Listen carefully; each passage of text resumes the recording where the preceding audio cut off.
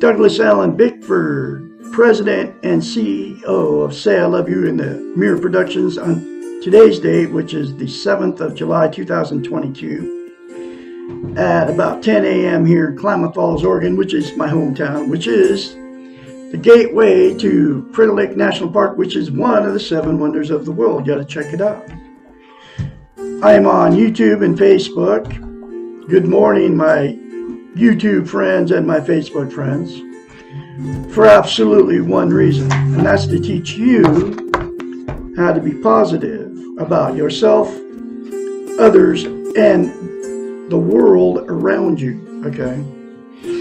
And the only way to accomplish this is to attain and maintain self-esteem. And what self-esteem is, it's how you feel about yourself inside. It's also known as self-worth, self-confidence, self-love, right? We've all been in romantic relationships. You know, when you first meet these people, how that good feeling is, right? You're bragging to all your friends and family, you know, how great they are. You're never going to separate. Your soulmates. God got you together on purpose so you could live happily ever after, okay?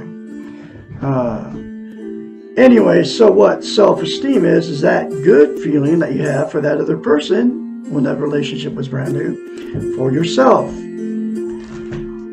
Dr. Susanna McMahon, who is 73, lives in Madrid, Texas, with her husband, has a doctorate in psychology, which makes her a psychiatrist.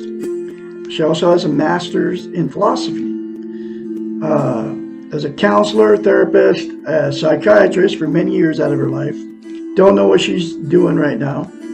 There's very little you can find out about this lady, but I am her spokesperson. And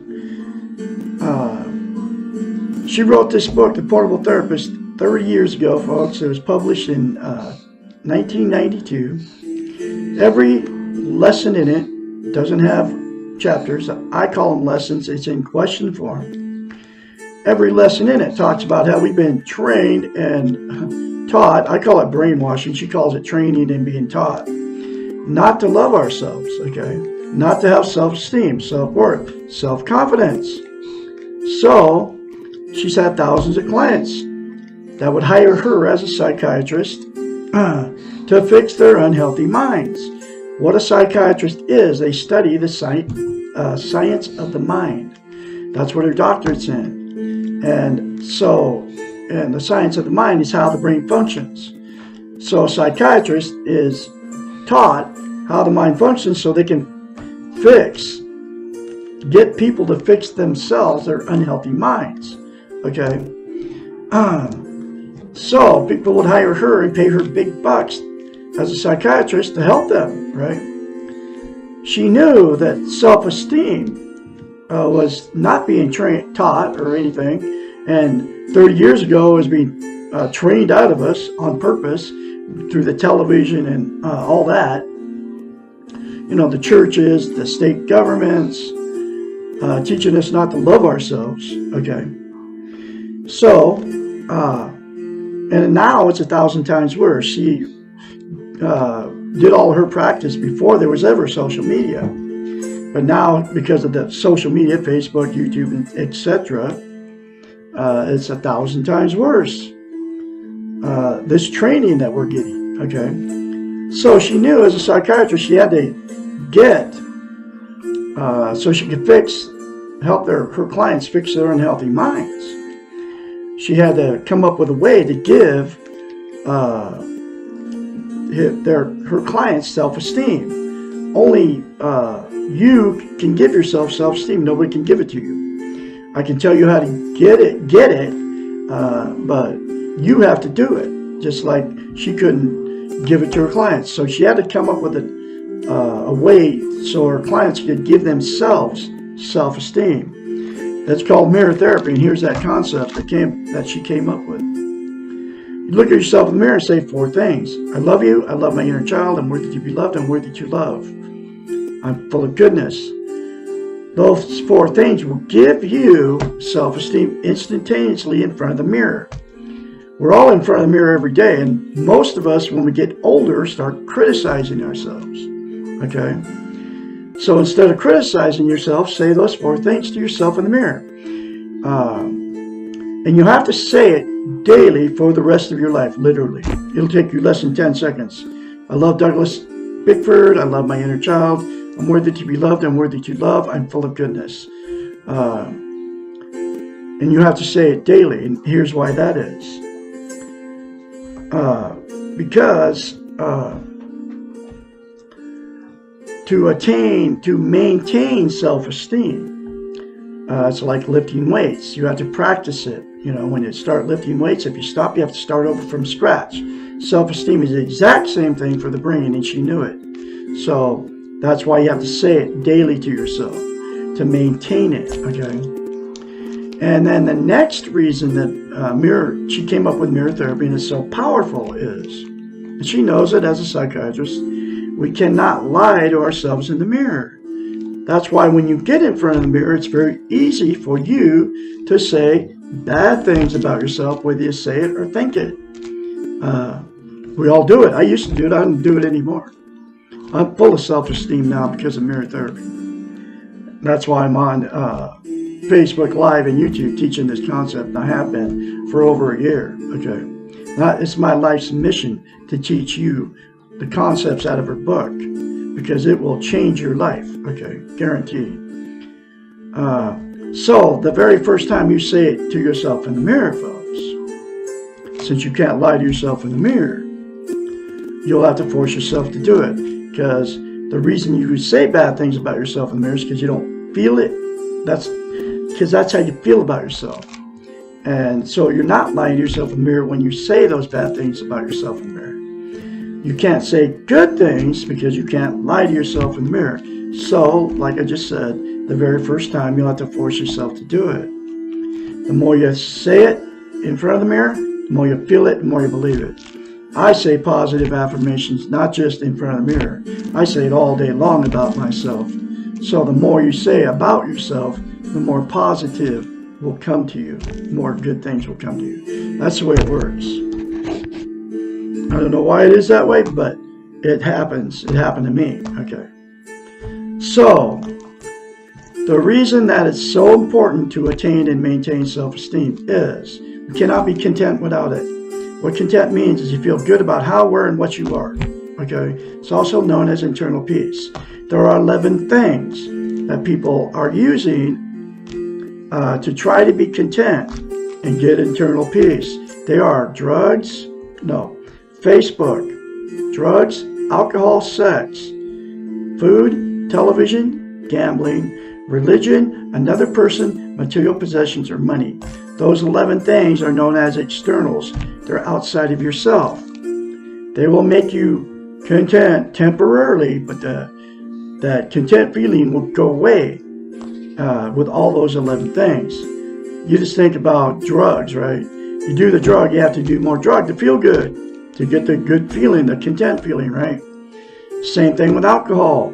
That warm, fuzzy feeling goes away, so you have to do more to get the good feeling. A lot of people will do drugs on an empty stomach, okay, including caffeine, because it's more effective.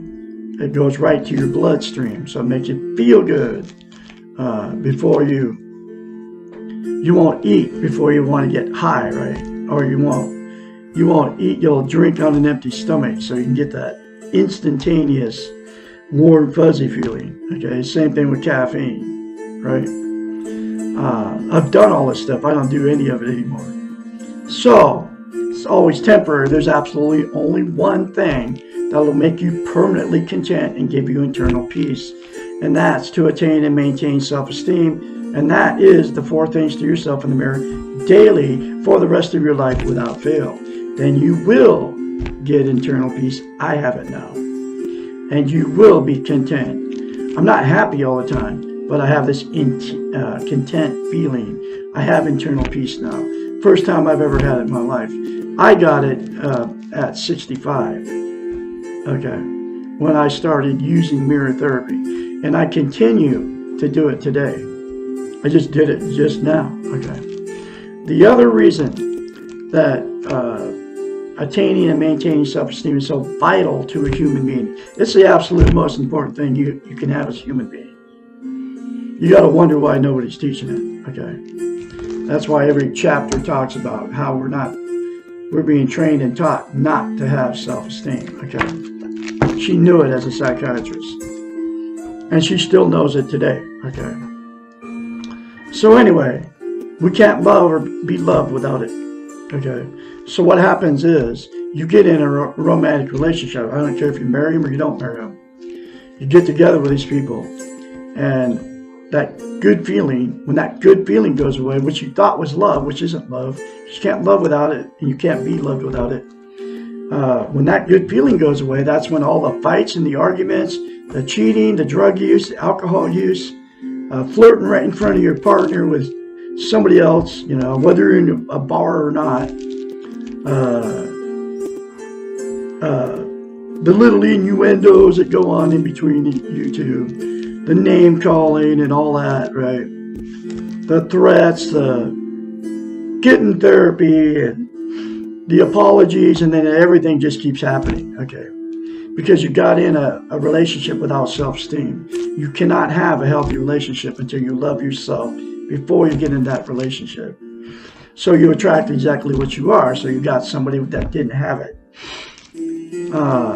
So because of the relationship turned toxic, you'll divorce or separate, okay?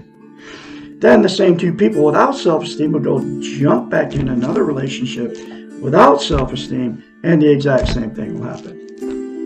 That's why you've been married more than once. It's why I've been married 4 times. They call it relationship jumping. So you go out and try to find happiness again, like that good feeling when you first met that other person. It works for a while, and then it goes away, and then all the same thing happens again with you without self-esteem. The other thing that'll happen without self-esteem, getting involved with somebody, the two people that got together will stay in that toxic relationship forever. A lot of people doing that too, because they don't want to be a failure. They're being codependent on each other. They don't want to be an embarrassment to all their family and friends, and church members, right? Church friends. They can't be alone, and they have nowhere to go. They're afraid to leave, so they'll stay in it forever. And then all the abuse, emotional, sexual, and physical abuse that happened between those two, they sleep in separate bedrooms. They don't even like each other anymore. All that stuff they have kids, and then all that stuff just gets swept under the rug by all the children. And then it becomes a dysfunctional family at that point, and then dysfunctional families produce more dysfunctional families all the way down the line. Their children are getting dysfunctional, become dysfunctional families, right? Because they got in a relationship without self-esteem too. And the only way to break the cycle is to attain and maintain self-esteem, which is the 4 things to yourself in the mirror, and then get the book and go through it. That'll end the cycle. But all parties would have to do it. And then the last thing that'll happen is 2 people without self-esteem that got together. They've had many failed marriages and many failed relationships, so let's exit out of the romantic scene and go, screw it. I'm going to be alone the rest of my life. And then they will quit taking care of themselves, right? You see these people out and about. They're usually older people. The younger people do the same thing. And they won't be, they'll use the 11 things trying to make themselves content. Because you can't be content without self-esteem. And nothing will make them happy. They'll sit in front of the boob tube or whatever they do to try to be happy using those 11 things, right? So that's how they'll live the rest of their life without self-esteem, which is miserable, really, because you can't be content without it. So the solution is all participating people that I just talked about all those different relationships, right? If they all said 4 things to themselves in the mirror daily, I mean everybody, and then they got the book, and they went through the book, they could fix a toxic relationship, fix that loneliness you feel out there as a single person that has had many failed relationships. And the person that's in a toxic relationship, if one person if you want to change and the other person doesn't, it'll give you the strength and the courage to walk away, and you will. You won't be, once you attain and maintain self-esteem, you won't be around discouraging people. You won't be around people that don't make you feel good about yourself anymore. It's happened to me. I won't be around people that don't make me feel good about myself, okay? Because I have self-esteem now. Anyway, so that's all the things that'll happen in relationships without self-esteem. But like I told you, I have the fix, okay? I'm the absolute only one teaching self-esteem out there on the internet, on the television. You know what I mean? In fact, the 2 words are a taboo subject, okay? Nobody talks about it. I mean, when was the last time anybody told you to look at yourself in the mirror and say, I love you? Never. When was the last time anybody asked you how you felt about yourself inside? Never, okay? I'm the only one doing it, seriously. I'm the only one doing it. I'm the only one teaching self-esteem. I'm the absolute only one telling you how to get it. I'm the absolute only one telling you how simple it is. I'm the absolute only one telling you how important it is to have, okay? Anyway, so I'm going through this book one lesson at a time. And here's that next lesson. Lesson 51. Why am I so possessive? Being possessive of things or people is another way of demonstrating our own insecurities. Because you can't be secure, you can't have internal peace without self-esteem, right? It means that we are trying to fulfill our own needs from external sources. We become possessive when we are unsure of ourselves and need others or things to convince us of our self-worth. The Western model has taught us, and here's where that training comes in, has taught us, I call it brainwashing, that our worth is determined by what we possess, and we have learned to focus on external rather than internal possessions. We become possessive of someone else's love when we do not know how to love ourselves. We become collectors of things when we do not feel convinced that we are enough. Everything outside of ourselves is not ours. It may be on loan to us for a period of time, but it is not ours to keep. When we are possessive, we often try to keep these things, to cling to them. The paradox here is that clinging to something frequently results in losing it. If we have ever been loved by a possessive person, then we know how destructive their clinging becomes. Possessiveness fosters jealousy, and jealousy destroys what it purports to love. It is very difficult to act in a loving way and to encourage growth when we are afraid of losing the object of the so-called love. Possessive love is not real love. Rather, it describes real need. And needing someone results in far different behaviors than really loving them. When we are possessive, we are trying to resist change. We are trying to keep things as they are. And in doing so, we are creating an artificial reality of life. We are focusing our time and our energy on being loved rather than giving love. Possessiveness is an emotional handicap because it means using an external crutch to find self-worth. We are possessive What we are possessive of owns us. It becomes a burden and stops us from loving ourselves. This is how hoarders became about, folks. They're getting their self-worth in stuff, right? I know several people. Two of my friends are hoarders, but I could never tell them. One told me yesterday, I'm a hoarder, a pack rat, and his house is just full of junk. I got to get rid of it. But he can't get rid of it because he's getting his self-worth, his happiness from the junk that he has, right?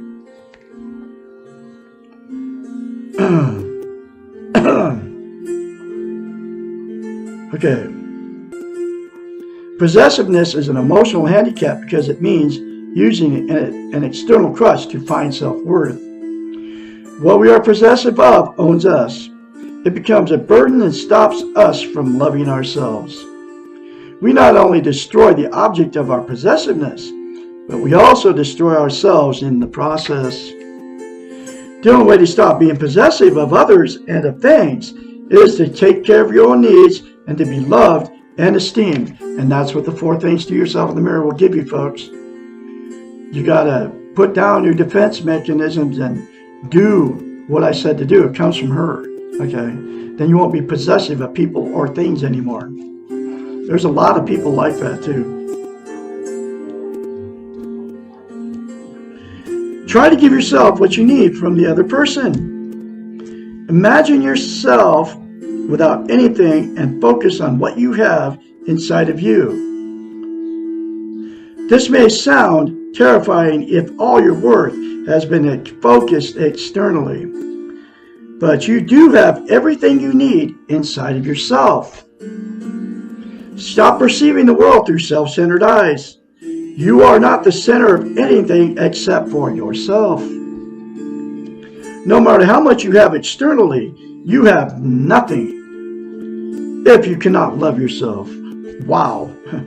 This is like powerful stuff. This happened to me. I am not possessive of anything anymore.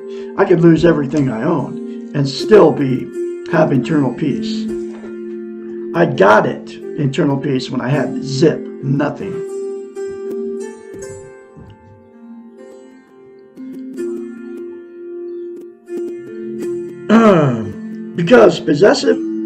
Become possessive of your own time and energy. Become selfish.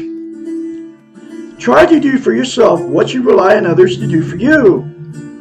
The next time you feel possessive of someone, the next time you want someone to reassure you, try doing it for yourself. And that's what the 4 things to yourself in the mirror will do for you, folks. Let the people and the things you love be. Do not expect them to fill your needs. There is a wonderful paradox here. The less possessive you are, the more loved you will be. The less you need others, the more they will want to be around you. Secure people, those with self-esteem, do not have the time or energy to be possessive. They are too busy, too content to put their needs on anyone else, and they accept the fact that others do not want to take care of them. I have it now. I have that. I take care of my own needs, and I don't need anybody else to take care of my needs. I do it for myself, and I say those things, 4 things to myself in the mirror daily without fail. Remember, you cannot be possessive and also have self-esteem. Possessiveness is about needs. Self-esteem is about love and choices. Possessiveness is a prison. Self-esteem is freedom. How do you choose to be? There is another very powerful chapter for you. I'm going to have another lesson for you. I'm going to have another one for you tomorrow, which is lesson 51. Why am I always crying, or why do I never cry? You all have a great day out there. I can be your mentor when you start going through this change, and you will go through a change if you say 4 things to yourself in the mirror daily without fail. 458-232-5238. Call me anytime, day or night. I can encourage you along the way when you start going through your change. Y'all have a great day. On this Thursday, I'll be talking to you tomorrow.